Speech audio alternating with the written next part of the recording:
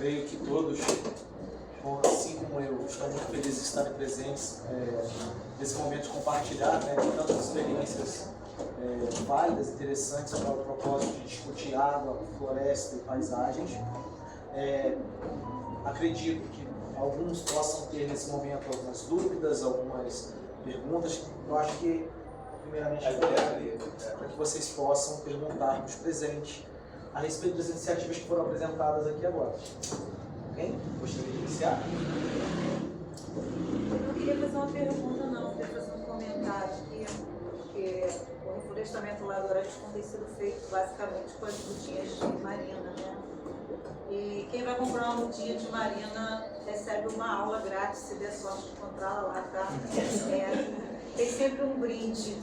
Você vai comprar uma mudinha e ela te dá uma aula. Acho que vale a pena.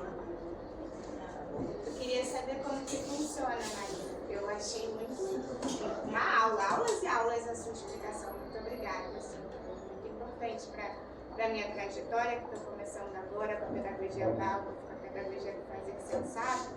Ouvir de uma mulher tão experiente. O quanto é difícil fazer isso. E eu queria saber também como que faz para a gente, se tem essa possibilidade, que eu trabalho no jardim de infância também, de levar essa turma de jardim de infância junto com os pais para ir comprar as mudas e ouvir mais os seres, se tornar isso mais acessível para as nossas crianças. E aonde que fica também, não sei se você falou. O viveiro fica no quilômetro 6 da estrada que vai de Murita Lumiar. Nós temos toda a abertura de fazer os eventos para receber as crianças e mostrar as sementes, mostrar como se faz uma mudinha. A gente recebe universidade, essa semana a Universidade do Norte Fluminense veio, mas a gente também recebe alunos menores de muito bom grado. O que não se pode é misturar com a compra de muda, né? Quando a gente fizer uma sessão de natureza, é de natureza. Quando você começa, ainda mistura, o negócio de vender as mudas não ajuda muito. Vamos tateando, então, né? Eu abro um primeiro contato com vocês de uma visita dessas crianças com esses pais e as professoras, e depois a gente vai vendo. E, inclusive, o jardim de infância que eu trabalho é um gramado muito grande, assim, só tem grama. E na beira dessa grama tem as araucárias. Então a gente também queria entender melhor como, assim, ter esse espaço de correr livremente, que é uma coisa que eu percebo que eles levam em consideração, mas ter as frutíferas, das nativas ali, porque é um espaço amplo, só tem grama. E aí, inclusive, é pertinho do seu viveiro, é no quilômetro 9. Iniciativa Jardim do Bem. Então, é a minha comunidade. Eu faço também as aulas do campus de flores, do Ibelga. Recebo alguns estagiários do campus de Salinas, do Ibelga também. Não, super bem-vindos. Inclusive, a gente tem várias brincadeiras já desenhadas com o objetivo de ensinar. A gente começou a fazer coisinhas que são interessantes, por exemplo. Às vezes eu vou num colégio grande, aí eu levo 200 mudas diferentes, aí dou uma para cada aluno. Aí vamos começar, vamos procurar qual é o amigo que tem uma muda igual a sua. Aí eles vão batendo cabeça e falam, eu acho que essa é igual.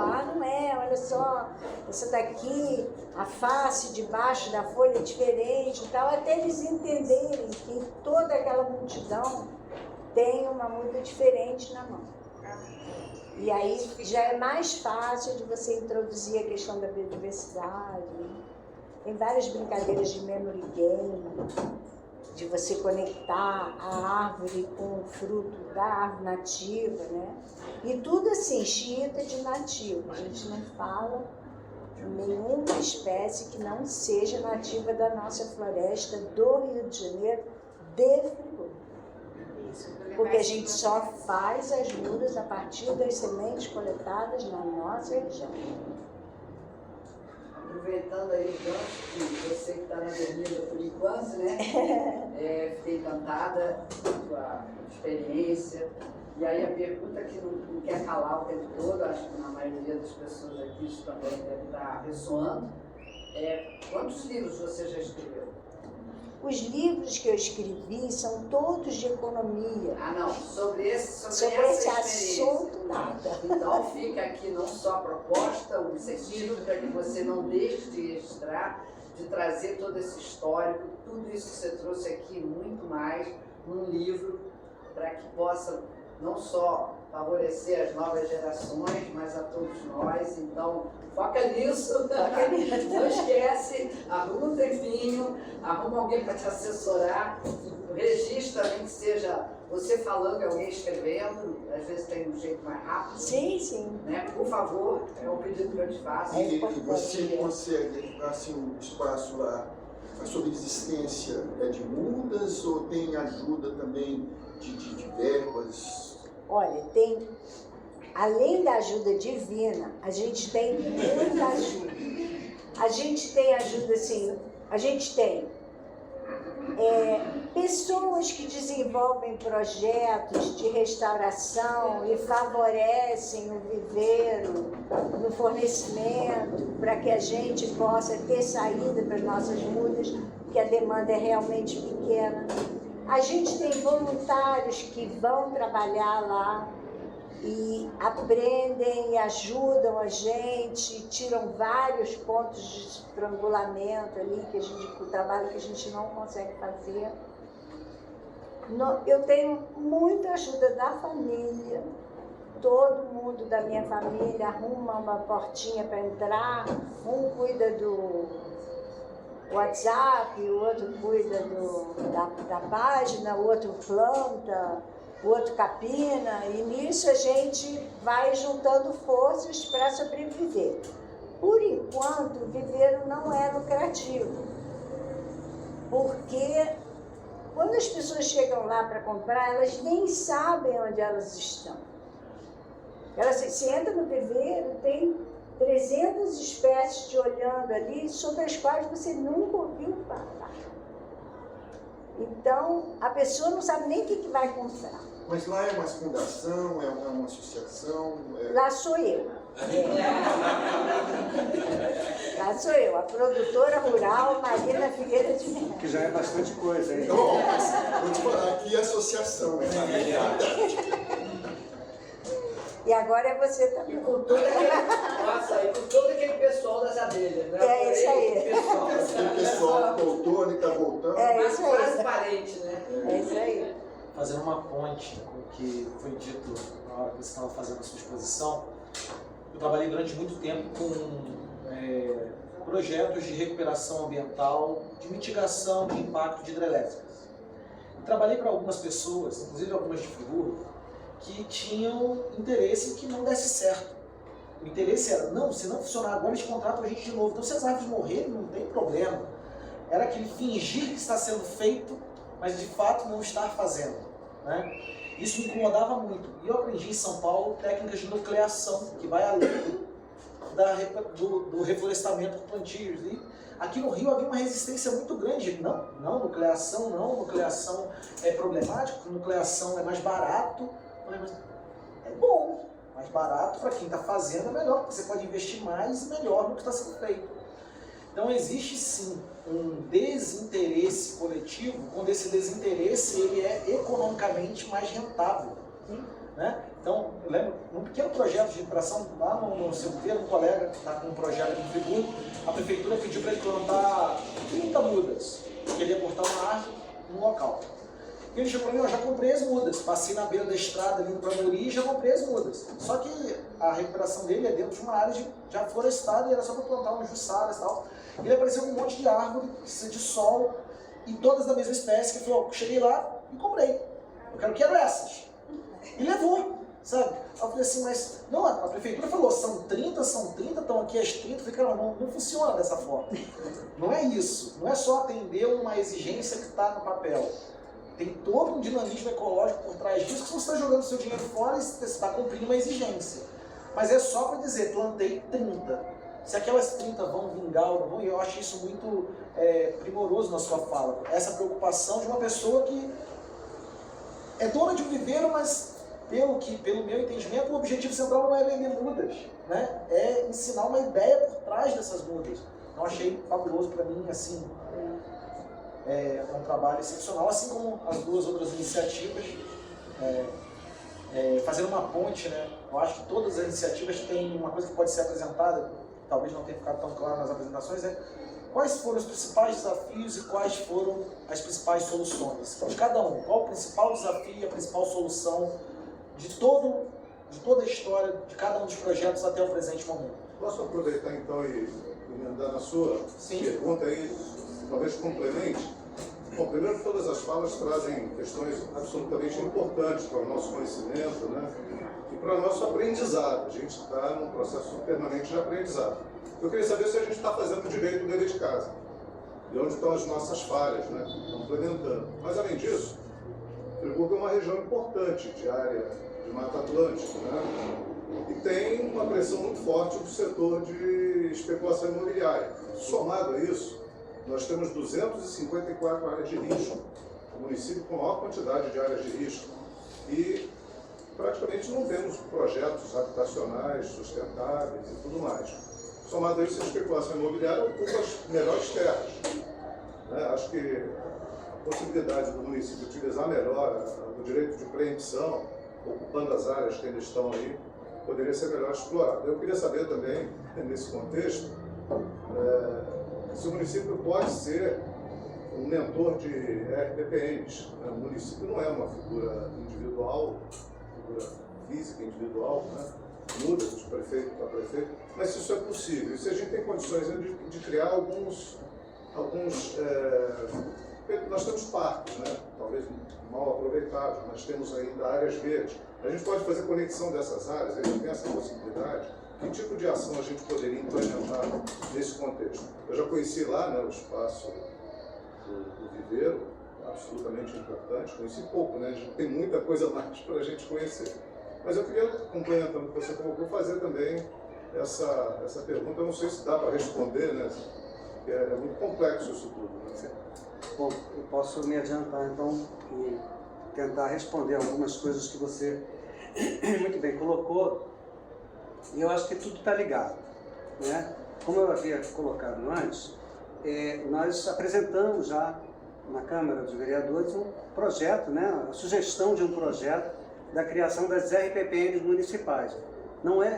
As RPPNs não são iniciativa do poder público, porque não são terras públicas, são terras privadas.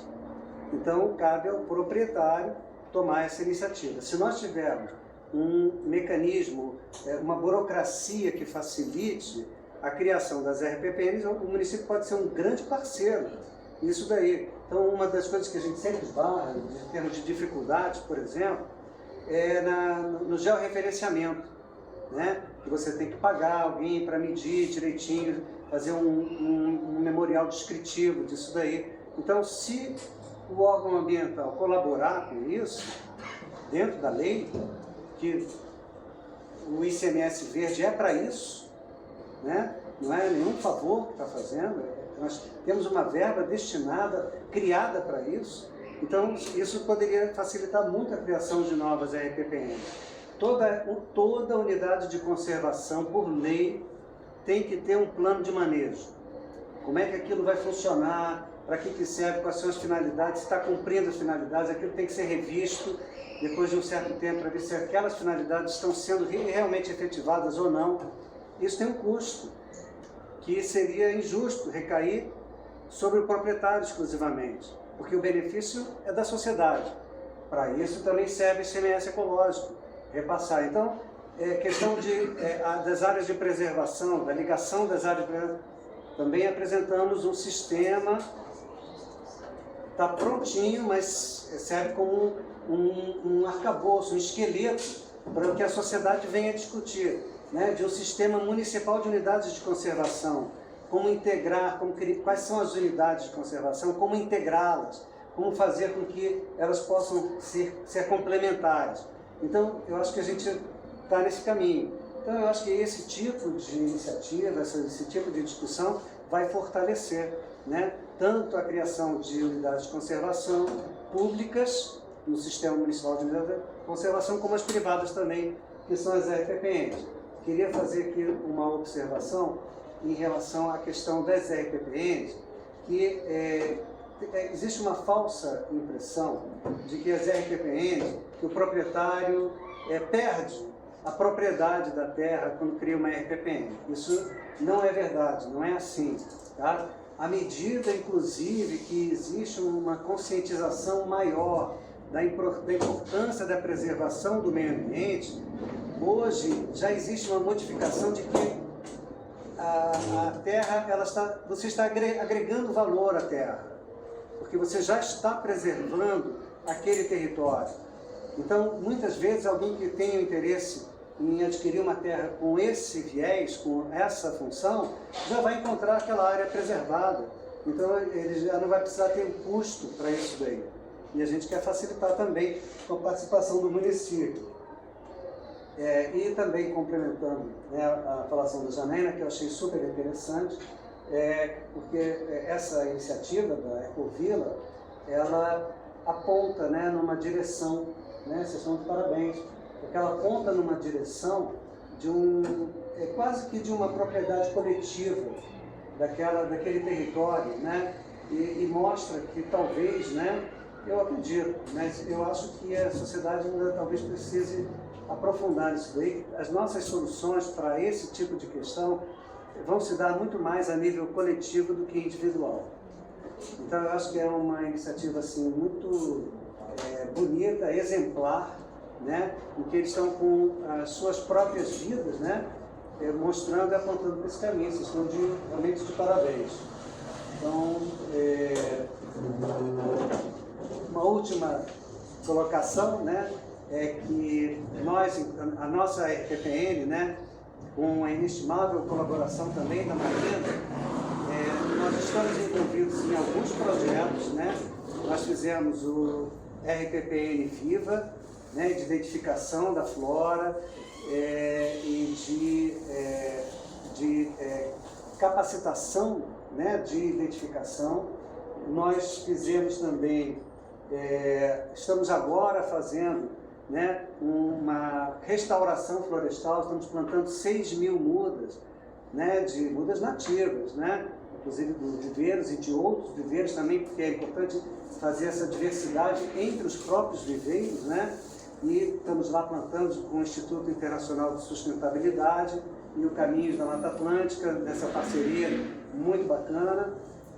Estamos também, estou falando isso porque é um exemplo para futuros RPPnistas, né? Estamos com um projeto do Jardim Botânico de Kew, na Inglaterra, de identificação da biodiversidade aqui da nossa Mata Atlântica, que está fazendo um outro trabalho também muito bacana lá na RPPN Vacos, né, que talvez todos já tenham ouvido falar, e já fizemos projetos RPPN Noite e Dia, enfim. Eu acho que a gente tem um grande caminho aí, que eu acho que a gente está ajudando a mostrar. Deixa eu aproveitar o gancho do Bernardo. Boa tarde a todos. Bernardo, eu queria uma dúvida, né? Embora eu já tenha visitado a reserva Kaiowá, não fui ainda lá, mas sempre discuto, né, sobre RPPNs. Quando decide fazer uma RPPN, né? Então você comprou uma propriedade e você decide fazer essa reserva dentro da propriedade. Existe algum critério para que que isso seja chamado de reserva? Ou seja, eu tenho que ter alguma preservação dessa área? Eu faço uma análise nisso, como é que é isso? Ou eu só digo que determinada parte da minha propriedade vai ser uma reserva? Sim. O que acontece? Você tem RPPNs a nível federal, e lá você vai ter os critérios estabelecidos a nível federal. Você tem atualmente um número maior de RPPNs criados a nível estadual. Aí você tem que ter pelo menos 30% de área preservada para você poder criar RPPN. Você não pode pegar uma área totalmente devastada. Tá? Agora, os critérios numa RPPN municipal podem ser outros. Você pode estabelecer que pode ser uma área totalmente devastada, porque você tem interesse de fazer um projeto de restauração. Mas quando você diz 30% de área preservada, alguém vai lá e diz que é essa área Sim, preservada? o órgão ambiental. Tá. Porque quando você faz a solicitação, né, no caso do INEA, né, que hoje é o principal, né, você faz uma solicitação, você diz por que você justifica aquilo ali, tá? Se você apresenta, o INEA, ele vai lá, ele verifica, né, vê se está de acordo com os critérios, e aí você faz todo aquele processo, já referenciamento, memorial descritivo, tarará, e aí ele vai lá e confere, tá? Aquilo vai ser publicado em diário oficial. Se alguém tiver alguma coisa contra, se houver algum tipo de conflito, né, a sociedade pode se manifestar. E uma vez que esteja tudo certinho, até hoje, que eu saiba, não houve nenhum tipo de unidade de conservação privada que tenha passado por algum problema desse tipo, aquilo é aprovado. E professor, para ter uma noção, você tem esse número? Quantos RPPNs tem em Friburgo? Bom, Nova Friburgo, foi bom você ter lembrado, porque eu sempre gosto de falar isso, né, que a gente tem orgulho, né, porque são 25 RPPNs em Nova Friburgo. Nova Friburgo, nem os friburgueses sabem. Nova Friburgo, depois de Curitiba, mas Curitiba não vale, porque Curitiba são RPPNs municipais em área urbana, tá? Aí eles têm mais, né? Mas a gente pode também competir com Curitiba, porque eles têm lá um tipo de compensação de potencial construtivo, tá? Que já é uma coisa um pouquinho mais complexa, mas que a gente pode também ter dentro do espaço urbano. Mas a nível rural, por exemplo, que seja, Nova Friburgo é que tem mais RPPNs no Brasil. Ó, e se a gente não fizer mais, a gente vai perder. Como é que faz essa regimentação de proprietários? Como é que os proprietários podem ter interesse em fazer esse tipo de... É o que a gente está fazendo aqui. Quando eu perguntei assim, quem conhece a RPPN? E existe Talvez... uma associação, né, Bernardo? Você não falou? Existe uma associação estadual, né, que é a Associação do Patrimônio Natural, da qual eu sou vice-presidente. Existe uma associação brasileira, que é a Confederação Nacional de RPPNs, da qual eu também faço parte da diretoria.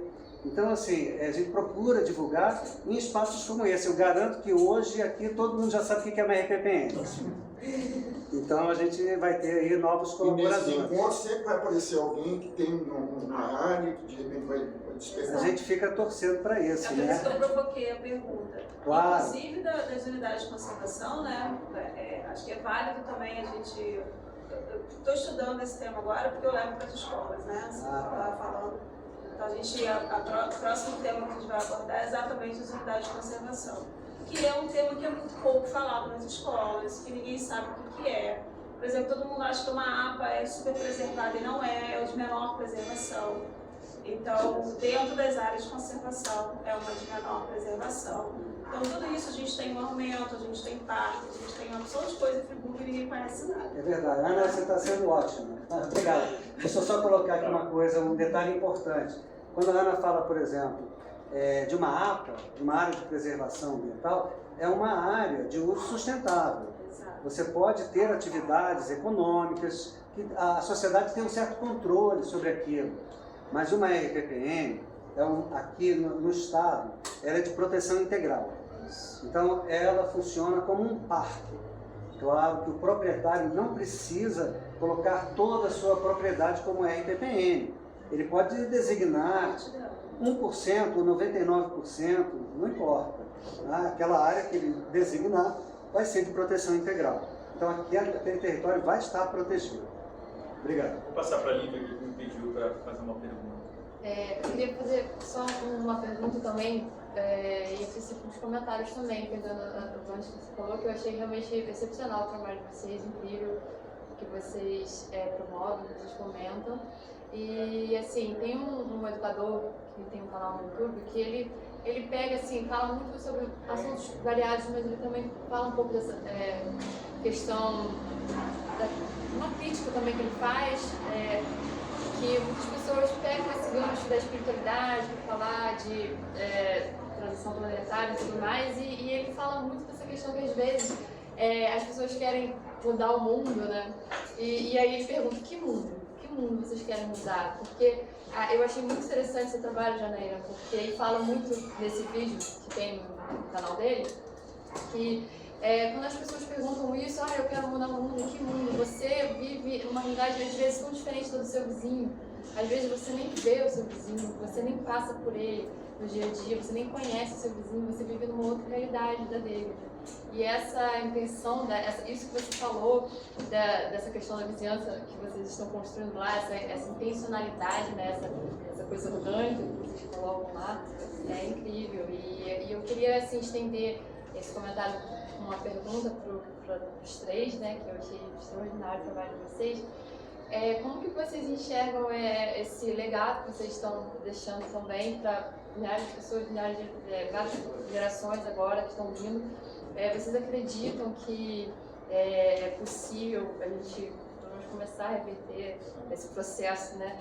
Até em A Vida Não É Útil, né, do Ailton, ele fala que a gente precisa parar de se desenvolver e começar a nos envolver, né? E eu acho que vocês estão de parabéns nesse sentido.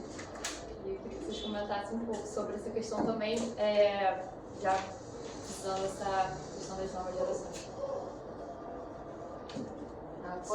Posso começar? Porque eu quero também fazer um gancho com a sua pergunta, que tem tudo a ver com a dela, né? Qual o desafio e construção. Eu acho que tem a ver com isso, esse ponto do desenvolvimento.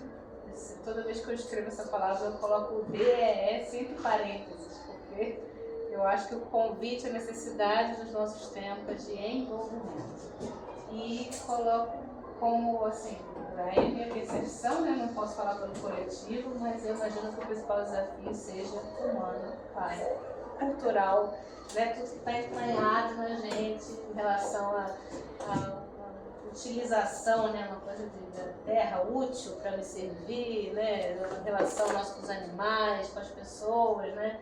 A questão do consumo, tudo isso que está, a gente nasceu nessa sociedade desse jeito, então para a gente fazer um caminho de retorno, né, exige muito esforço, exige uma atenção muito grande. Então, com certeza, para a gente lidar com as diferenças, né, num grupo que eu contei para vocês que é tão diverso, com certeza é o humano cultural que é o principal desafio. Não é nenhum esforço com a terra, não é essa questão de propriedade, nada disso, né? Essa parte boa, essa cerejinha do bolo. Né? E eu acho que solução não tem receita de bolo, porque cada grupo vai achar o seu caminho, né? A gente nem tem o nosso caminho achado, a gente está a cada dia trilhando, né, descobrindo. Mas eu ousaria dizer uma palavra, que é a palavra-chave, que é escuta. Porque eu acho que quando você consegue se escutar, né, chegar lá nessa conexão mais profunda com o que tem dentro da gente, a gente se conecta com esse mundo, o mundo que tem em comum, né, com todas as pessoas, a escuta da terra mesmo, a escuta do outro, né. Eu acho que é isso, tem a ver com envolvimento também, né. Então, para mim, a solução para a economia, a gente participa também da Pastoral da Ecologia Integral, que tem lá a economia de Francisco Claro, que fala que é para realmar a economia, né, que é uma necessidade no mundo hoje. Precisa trazer alma para a economia, né, a nossa economista presente aqui, tem a ver com a escuta também. Né? Eu ousaria colocar isso em destaque, né, como uma pista. Eu gostaria de falar sobre isso aí, porque é muito oportuno você levantar essa questão. A gente vive hoje uma época da transição ecológica, né, da importância de nós mudarmos os nossos padrões de consumo. Porque todo mundo sabe, né, basta ligar a televisão, que a gente vai saber que neste patamar de consumo que a sociedade capitalista quase que nos impõe, a gente vai precisar, para esse padrão de consumo, uns 3 planetas. Né? Isso não dá. Então a gente obrigatoriamente, não só é possível, como é absolutamente necessário que a gente modifique esse enfoque do ponto de vista individual, como a Janaína bem colocou agora. E tem um outro enfoque que é o enfoque coletivo político, porque a gente não pode esquecer que a gente pode falar tudo isso que está aqui, achar tudo muito bacana, e amanhã vem alguém lá do Centrão e acaba com o Código Florestal. Aí pronto, vai tudo para o espaço. Isso é bem possível de acontecer. Claro, Não não está acontecendo. E aí a gente vai ter toda essa nossa conversa esvaziada por uma atitude de grupos que são interessados em não ter o Código Florestal e de não ter o CAR. Né? Por que jogaram o CAR, né, para outro lugar? Não, mas isso vai mudar. Mas qual era? Saiu do meio ambiente para o Ministério da Justiça. Então, assim, mas tudo bem, mas mostra uma intenção de esvaziamento, porque o CAR, ele define as áreas e há grupos que não têm interesse que isso seja definido. Então, a gente tem que estar ligado nas questões individuais e nas questões coletivas também, porque a gente tem que, acho que a mensagem é engajamento. Eu queria fazer uma pergunta no lado Então, de trás. eu ouvi Janaína falar sem referendar toda essa tua trajetória. Acho que a tua trajetória daria nisso. Daria nisso. Eu acho que quem acompanha você ia. A Ecovila é um caminho para as suas realizações, né? Para juntar tudo que você já vem fazendo e já vem trabalhando para ajudar. Então também deixa o recadinho. Vai fazendo o registro, porque isso pode virar um livro. Não, eu não estou aqui, eu não tenho nada a ver com as livrarias, tá? Mas eu tenho... Já tem 2 livros. Não, nem sou editora, nada disso, mas é a preocupação com o futuro. Quer dizer, eu acho que quem está na vanguarda tem que deixar seu legado, porque é uma responsabilidade social, é uma responsabilidade ambiental, no sentido daqui, dessa realidade que estamos vivendo, e universal, no sentido de que isso é muito além do que a gente está aqui no microcosmo. Então, assim, a outra coisa que eu queria dar um exemplo, eu não conheço o Código Florestal direito, não fiz parte do plano municipal do meio ambiente daqui da cidade, mas eu gostaria de conhecer melhor. Mas eu acho assim, existem esses exemplos que ela estava se preocupando, como é que as regras municipais para quem tem suas áreas, de deixar áreas preservadas por obrigação, né? E eu tenho um exemplo que eu acompanho, que é o exemplo lá do Cônigo. O Cônigo é um bairro que está se acabando, né?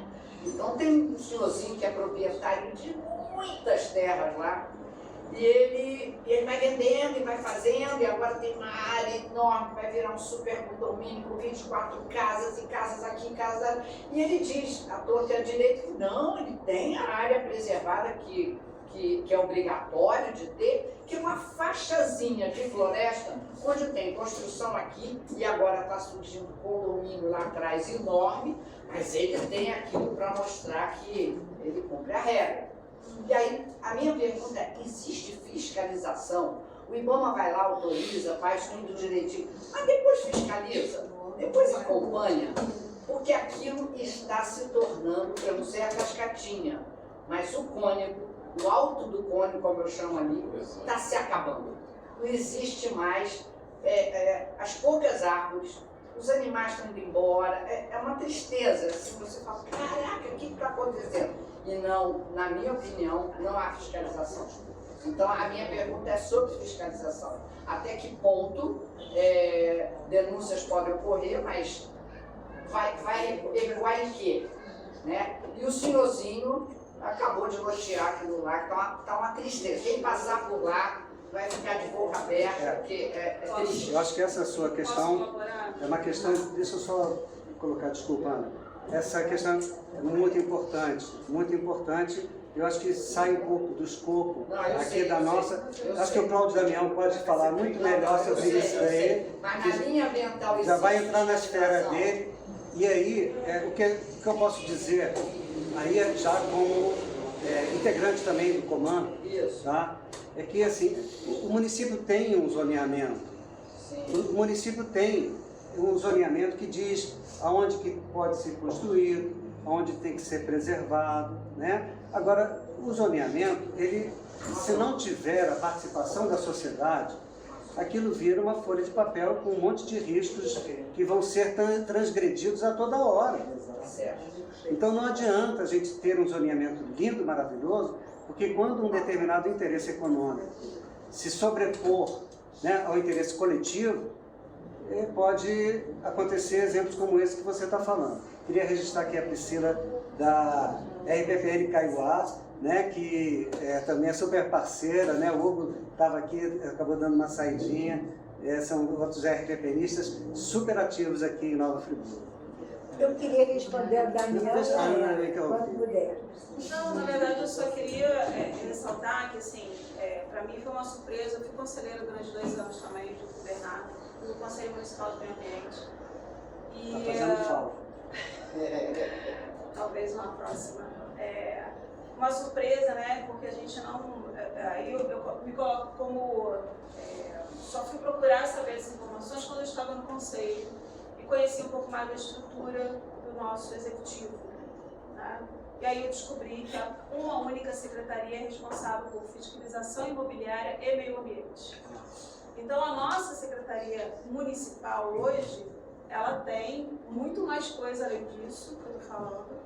E aí a gente encontra, né, dificuldades, número de pessoas pequena. Não estou aqui justificando a falta de fiscalização, mas para mim já é um contrassenso você ter uma mesma secretaria, a parte imobiliária e a parte ambiental, né? Não sei se... mais um o Pércio é testemunha, porque o Pércio também é do Coman. E na reunião passada do Coman eu levantei exatamente essa questão, né, da dupla função contraditória, porque você tem interesses econômicos que um é antítese do outro, antagônicos, obrigado, né, dentro da mesma secretaria, em que um braço vai fiscalizar e outro braço vai passar por cima. Posso aproveitar o gancho? Eu sou candidato a 2 RPPNs há 30 anos e eu não consigo me definir devido a 2 questões. Uma o senhor rodeou agora há pouco, chama-se insegurança jurídica. Nós vivemos num país de 523 anos de idade e que vira e mexe está mexendo na Constituição. E nós temos países mundo afora que têm a Constituição intocada há 200 anos. Nós precisamos amadurecer. E além desse problema da insegurança jurídica para uma RPPN, existe o famigerado georreferenciamento, que é caríssimo.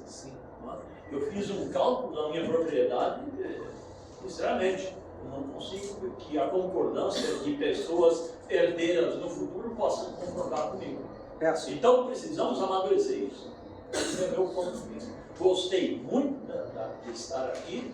Aqui se respira meio ambiente, é agradabilíssimo. Né? E eu acho que nós devemos continuar nisso. Eu incentivo a todos os que quiserem. Respondendo a sua pergunta, já não vão ser mais 2 desculpas, já vai ter que fazer RPPN. Porque segurança jurídica tem, porque a gente está falando aqui, em termos de RPPN, de propriedade privada.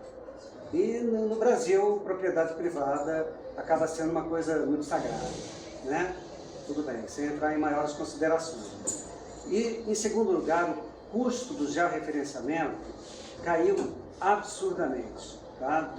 Eu fiz a minha primeira RPPN, eu tenho 2, aqui em Friburgo. O custo em 2018 foi caro. Tá? Eu me dispus a enfrentar isso daí. Hoje seria talvez 20% do que foi naquela época, tá? E continua caindo. Então, antigamente tinha que ter GPS geodésico, que é caríssimo, hoje você pode fazer com GPS comum, então facilitou muito. Eu queria falar com o Damião. Você perguntou o negócio do que seria o dever de casa, né? Como que a gente curte. Essas coisas que não tem preço, que não tem como colocar, você só pode resolver pela regulação. Então, o programa mais racional que a gente tem é o pagamento por serviços ambientais. É um programa que já está aprovado pelo governo federal, só não tem dinheiro. E esse programa consiste em você pagar as pessoas pelo trabalho de restauração ou de preservação. E você está pagando pela biodiversidade, pela água, pelo ar, por todas essas coisas que jamais poderiam ser remuneradas de outro modo. Mas como que você constitui o fundo com recursos públicos para custear isso? Porque quando você olha o problema, você vê que o problema está caindo em cima dos proprietários de terra. Tipo assim, afinal de contas, quem tem que cuidar da preservação e da restauração são os proprietários de terra. Quem mora em Copacabana continua voando para Nova York, vai passar o Réveillon lá. Então você vê que tem um problema de equidade entre os cidadãos que estão na área rural e os cidadãos que, afinal de contas, estão no país inteiro. Todo mundo teria que colaborar nesse sentido. Mas aí a gente observa que nós somos o epicentro do mundo. A restauração tem que ser feita aqui, porque aqui é que haverá a máxima preservação da biodiversidade, porque nós estamos nos trópicos, porque o sequestro de carbono é maior. Então, quando você vê as áreas prioritárias no mundo para restauração, cai aqui em cima do Rio de Janeiro. E aí o Brasil argue que ele tem um interesse em receber a colaboração do resto do mundo. Porque, afinal de contas, o resto do mundo já estragou as suas florestas e agora querem que a gente pague tudo, então a gente também tem que mandar o dinheiro. Então, no fundo, você tem um problema de incompatibilidade distributiva, um problema de incidência fiscal complicadíssimo, porque a gente não sabe quem, a gente já entendeu quem tem que receber é quem preserva. Agora, quem tem que pagar e quanto tem que pagar é uma coisa muito mais complexa, que envolve... Você não consegue resolver isso dentro do Brasil, porque o Brasil sempre faz o argumento que nós estamos preservando para o mundo. Então, o mundo, por favor, abra a carteira de dinheiro. Mas e as leis de incentivo, como tem na cultura, por exemplo, como é que seria essa coisa com relação a... Existe isso? Existe a política de pagamento por serviços ambientais. Ela pode passar por dentro do sistema tributário. Então qualquer pessoa que mora em Botafogo, que não tem nenhuma ligação especial com o meio ambiente, também tem que colaborar. Nesse caso, os recursos seriam arrecadados pelo governo e distribuídos na direção das pessoas que preservam, né? E esse problema tem que fazer sentido globalmente, porque o nosso problema é global.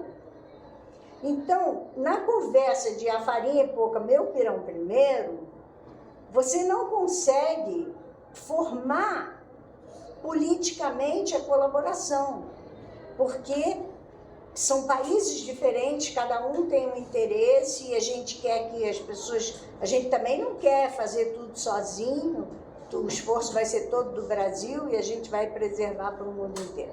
Então, é um problema regulatório complexo que envolve o resto do mundo. E aí, voltando à pergunta dela, qual é a principal dificuldade? É o tempo. Para as próximas gerações, é o tempo. Porque o cara chega lá e fala assim, eu gostei desse jatobá, é lindo, vou levar o jatobá. Eu quero ver crescer. Quando é que ele vai frutificar? Aí você fala, eu minto? Eu falo a verdade? O que eu vou dizer para esse cara? O cara fala assim, eu quero ver, eu quero ver. Você vai mandar um vídeo para ele de jatobá. Em relação a essa questão que a Marina colocou, de pagamento por serviço ambiental, que pode ser uma grande fonte de recursos para o município. Nova Friburgo tem duas bacias hidrográficas importantes. Tem dois comitês importantes, que é o Comitê do Rio dos Rios e o Comitê de Bacias do Rio Macaé e das Urzes. Essas águas, né, que passam por aqui e que só existem porque há uma preservação dessas nascentes aqui, que vão gerar o fluxo do rio, elas vão ser utilizadas, por exemplo, no caso do Rio Macaé, né, lá em Macaé, na UTE Norte Fluminense, né, na Petrobras, na SEDAI, que vai abastecer Macaé, uma área grande. Então, para que essa água exista, é absolutamente necessário que as nascentes aqui estejam preservadas.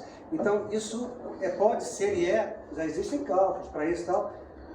Isso tem um custo, isso tem um preço, isso é precificado, né? E tem que voltar para quem está preservando, para que evite que alguém degrade aquele ambiente para continuar preservando. Novamente a gente volta àquele mesmo ponto. É a sociedade que tem que cobrar, a gente tem que estar dentro lá do comitê de bacias, participando, puxando essas verbas para quem realmente está preservando. Eu queria levantar uma questão, nesse período que a gente está restaurando o Ariscum, né, a terra lá, duas empresas fizeram contato com a gente se propondo aquela história do mercado de carbono. Tipo, a gente liberaria uma área para eles plantarem, por exemplo, para a gente plantar, eles bancariam tudo e a gente se comprometeria a não mexer e tal. A gente era ótimo, porque a gente está fazendo isso mesmo, então se tivesse alguém para ajudar a acelerar o processo.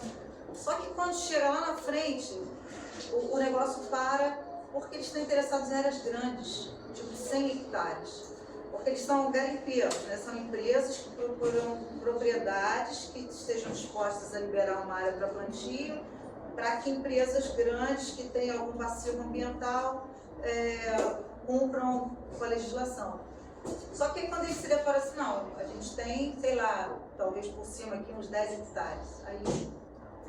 A solução para isso, que isso é um mercado ainda muito embrionário, principalmente para pequenas propriedades. Mas já está apontando para você criar coletivos de territórios que não precisam ser contíguos, pode ser um aqui, um ali, tá? Não terem contato. E hoje trabalha-se mais ou menos para você começar um projeto de crédito de carbono, você pode juntar 1.000 hectares, você tem que juntar 1.000 hectares para você entrar na perspectiva de ter algum projeto, tá? Então, mas eu acho que esse é um dos caminhos, mas é aquilo que a Marina falou, é uma compensação de uma degradação, o importante é evitar que haja essa degradação. Do Rio, que está sendo, você quando a bolsa de crédito de carbono está começando no Rio, né? Amigos, nos aproximamos, já até passamos do horário de término, tá? Tá muito boa a conversa. Para dar um direcionamento, para podermos finalizar de um tempo que não ultrapasse o tempo exposto aqui, vou fazer um adendo ao que o Cláudio Damião falou a respeito da pergunta que ele fez, se estamos fazendo o dever de casa ou não, e como professor eu tremia aqui. Então vai pular e falar. Às vezes... Não é transferindo a responsabilidade, não, é socializando. A pergunta é muito pertinente, eu acho interessante que sim. Muitas vezes, quem é professor, quem está em sala de aula, sabe que o importante é fazer o dever de casa. Se está sendo certo ou se está sendo errado, o fazer vai te indicar isso. E tem gente que não está nem preocupado em fazer. Não está preocupado com a questão ecológica, quer viver o imediato, alienação total, consumismo desenfreado. E esses momentos que nós estamos vivenciando aqui, eles são um movimento na contramão disso, completamente. Aqui temos iniciativa de uma viverista, temos iniciativa de RPPM, temos iniciativa de uma ecovila, mas a simples iniciativa de cada um dentro de casa, no educar de uma criança, dentro do poder público, dando um posicionamento favorável a isso tudo aqui, já é o máximo desse momento que nós estamos vivendo, né? Se cada um de nós conseguir sair daqui com 1% do conhecimento que foi discutido aqui, fazer esse 1% virar mais 1% em outra realidade de quem não está aqui dentro, já é um ganho, né? Hoje eu ouvi uma coisa que me preocupou nos outros momentos, já perdemos a batalha em relação ao Calitrix Saudita e tal. Não, enquanto tiver o Calitrix ali, nós não podemos perder essa esperança. Porque no momento que a gente morrer, isso tudo aqui se perde. Isso tudo aqui é mais do mesmo. Então, sim, se estamos fazendo o dever de casa, estamos no caminho certo. Quem não está fazendo, tem que começar a aprender qual é o caminho para ser. Porque é com o dever de casa que se aprende, né? Com o dever de casa, com o dever da rua, com o dever da floresta, com o dever do rio. Mas aonde nós estamos inseridos, como nós podemos fazer isso? E aí eu acho que assim, para finalizar, se alguém mais tiver alguma pergunta, mas aí é aquela pergunta que eu acho que ecoe nos três que estão presentes, que tenha um sentido que una isso, para que a gente possa sair daqui com esse sentimento de união, de estamos todos na mesma arca de Noé, né? Se a tecnologia era aquela, temos que segui-la, temos que correr atrás, para a gente poder pontuar e saber que não acaba aqui, né? Eu acho que a continuidade desse trabalho, essa é apenas mais uma semente plantada, estamos nos interconhecendo, né? Estamos nos reconhecendo, nos reconectando, entendeu? Não, só para justificar a minha pergunta, É evidente que a gente tem uma questão planetária, né? Mas trazendo para o nosso pequeno mundinho, eu só queria colocar a questão do ponto de vista político e ideológico, né? Porque tem uma disputa entre... A Terra sempre teve muito valor, sempre tem a especulação sobre a Terra. Tem os excluídos da Terra e os donos da Terra. Eu só queria ter colocado sobre esse ponto de vista, porque, por exemplo, a Cecília, no bairro onde ela mora, tem uma especulação imobiliária terrível. Eu moro no mesmo bairro que ela, eu sei Mas não exatamente o que há ela uma vai falar. preocupação com a preservação e não há uma preocupação com a água que vai faltar. Não vai ter água para aquela localidade. Cascatinha vai no mesmo caminho. E a gente vai olhando isso e todos sabemos que tem um projeto político de donos da cidade que comanda essa estrutura e a gente não tem força, às vezes, para enfrentar. Tem áreas aqui que precisavam ser preservadas. Por isso que eu coloquei o município não poderia assumir como os donos de determinadas áreas, RPPN, através do direito de preempção. Na verdade, não era nem uma pergunta, talvez fosse mais uma provocação. Sim, não, perfeito. Assim, eu acho que dentre, eu não conheço todos os representantes políticos da nossa cidade, mas num caminho político ideológico, pelo menos você, estando aqui hoje, fazendo a sua parte. Eu acho que é isso que a gente tem que maximizar, né? Porque a gente falar que o outro pode fazer sem o outro saber o que ele pode realmente fazer em comum acordo com o que pensamos, ele está atendendo o outro eco, o econômico, que do ponto de vista dele vai gerar lucro para ele. São dois ecos bem distintos. Quando a natureza preza o equilíbrio, a economia, ela, muitas vezes, diz o lucro, que é um desequilíbrio na balança, né? Então, eu trabalhei com consultoria ambiental durante muito tempo, e que os engenheiros das hidrelétricas olhavam para mim como que atrasava a obra, porque eu trazia para eles uma demanda que eles não queriam, eles queriam construir uma barragem. Eu estava preocupado com as árvores, com as cobras cegas que iam sair de dentro do solo quando enchesse a barragem. Para ele nem tinha imaginado isso como um problema, né? Então acho que essa troca é importante. Almir. Boa tarde a todos, meu nome é Almir. Queria dar parabéns, o encontro está sendo incrível. E queria colocar um problema que para mim é gravíssimo, que a gente vê a sociedade civil organizada aqui presente, todo mundo se mobilizando, e o setor público. Qual é o papel do setor público, né, nesse momento? Eles são invisíveis, né? Eu acho isso gravíssimo, não ter ninguém aqui representando o setor público. E queria colocar como perspectiva um debate a nível planetário, que são os Objetivos do Desenvolvimento Sustentável apresentados pela ONU como a Agenda 2000. Alguns falam 2030, outros falam Agenda 2030, que é um debate que na região serrana não está acontecendo, tá?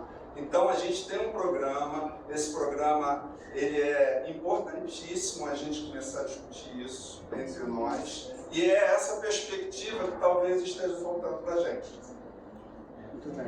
Eu posso falar uma coisinha, só respondendo ao Almir. Almir, o Poder Público foi convidado para todas as edições, inclusive diversos órgãos. Tanto eu quanto o Alessandro fizemos questão de ir pessoalmente. E raramente tivemos a presença de alguém.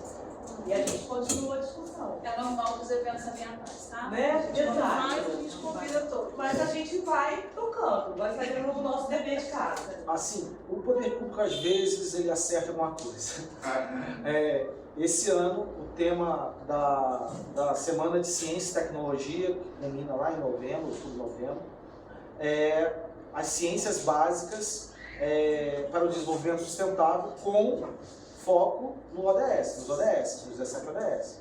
Então, as escolas estão se organizando para que os mais jovens, a Daphne está sentada ali, né? A Daphne participou de uma palestra na escola essa semana a respeito dessa demanda, para que o que é muito discutido a nível superior, porque os ODS estão mais presentes, a Agenda 2030 está mais presente no nível superior, possa se difundir pelos outros níveis educacionais e possa ganhar campo, né? Mas a maior parte das pessoas no dia a dia, eu fiz uma pergunta para alguns grupos, até por causa da iniciativa do Araticum, em várias escolas estaduais, quais as montanhas de Nova Friburgo, os jovens que estão no ensino médio, entre seus 16 e seus 18 anos, conheciam, e uma minoria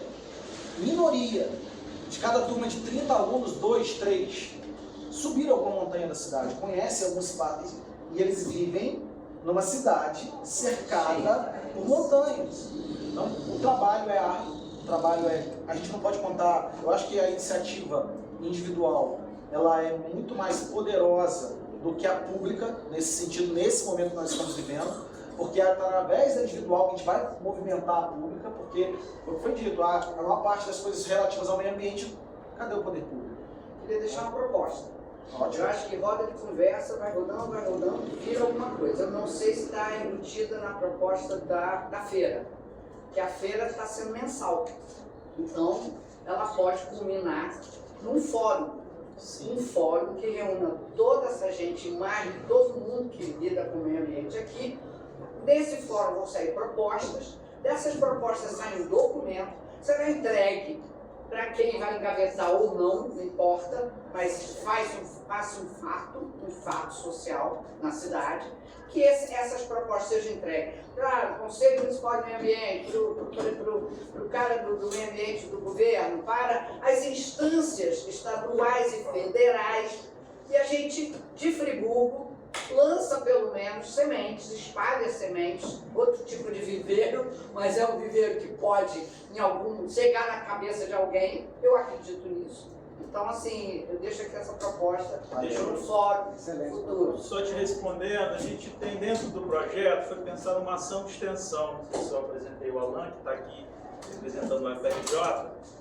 Todas as edições, a gente tem, na verdade, uma pesquisa científica profunda sobre o que está sendo discutido, sobre pensamentos, ideologias, valores endógenos, proposta de rede colaborativa e políticas públicas. Isso tem um projeto, então a gente está com essa proposta, mas isso não impede, porque a gente também entende que a ideia é se conectar, se fortalecer, se reconhecer, troca de saberes, isso também está no objetivo do projeto. E um deles é a publicação do livro com toda essa discussão que está sendo feita. Então, é uma colaboração, foi pensado pelo projeto isso, a partir do que você está dizendo, tem muito sentido, né?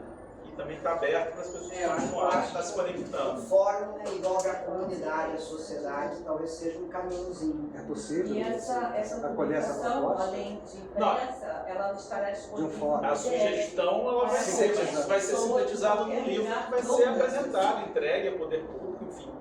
Eu acho que a ideia do fórum... a ideia do fórum é uma outra. Então, o que pode sair é iniciativas de quem está aqui, das pessoas que têm interesse, de que quem possam está esclarecer. promovendo, né? Co-promovendo. Não, a gente pode orientar e tal, mas a ideia é que também vocês partam para outras potencialidades, encontros, né? E A minha continuar. sugestão é que o grupo da sociobiodiversidade que está fazendo a feira possa puxar. Mas o que acontece? Rapidamente, como produtora executiva aqui, esse projeto só está acontecendo que é por meio de lei de incentivo. Então, a gente está desde 2019 tentando fazer acontecer para acontecer agora. A lei de incentivo o quê? Cultural Lei ou de incentivo à ambiental? cultura.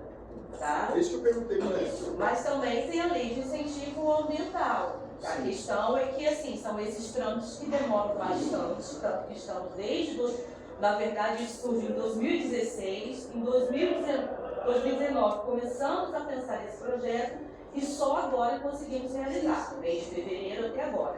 Então, assim, para a gente realizar um fórum, a gente precisa, obviamente, alguém estava falando em relação a parcerias e tudo mais, não é uma coisa que a gente consegue do dia para a noite. Claro, eu só estou deixando a semente. Sim, perfeito. E o fórum já foi levantado aqui em algumas rodas de conversa, essa sugestão, porém, a gente tem braços para ir até a última edição, que é em julho.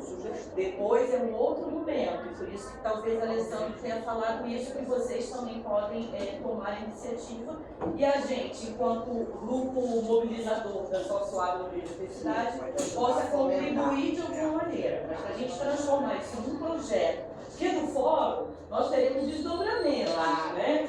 O fórum acontece e aí a gente tem que pensar nisso também. Então, só para a gente tentar entender qual é o momento aqui da voz. Eu acho que aglutinar as ONGs, de repente alguma das ONGs ou toma a iniciativa e puxa a carroça. Inclusive, a gente tem um grupo no WhatsApp, a grande maioria que está lá são expositores, pessoas que estão diretamente ligadas, mas nada impede que vocês façam contato e que queiram participar, porque esse grupo do WhatsApp, assim como a Janaína estava falando sobre a Ecovila, exatamente sobre a nossa biodiversidade. Quem é que está ali querendo discutir? Lógico, quando uma pessoa nova chega ao grupo, ela se apresenta, mas a ideia desse grupo é mais uma rede para a gente ir construindo essas redes e discutindo todos esses assuntos. Tá bom, gente precisa terminar o horário, a gente vai ter um show lá, né? Conceito da marca, expressão cultural é 5 horas, então a gente precisa ir finalizando também, porque esse papo aqui, se a gente deixar rede aberta... Só uma sugestão, a gente sempre ao final da roda de conversa faz uma grande foto, a Regina está aqui ajudando a gente no registro fotográfico, então, por gentileza. Eu também queria reforçar a oferta aqui dessas pequenas cestas, que foi o quanto eu consegui carregar, mas simbolicamente, quem quiser levar, tem batateacom, inhame, aipim, tem banana, tem abóbora, tem cebolinha, focã. Maravilha, muito obrigado. Obrigada.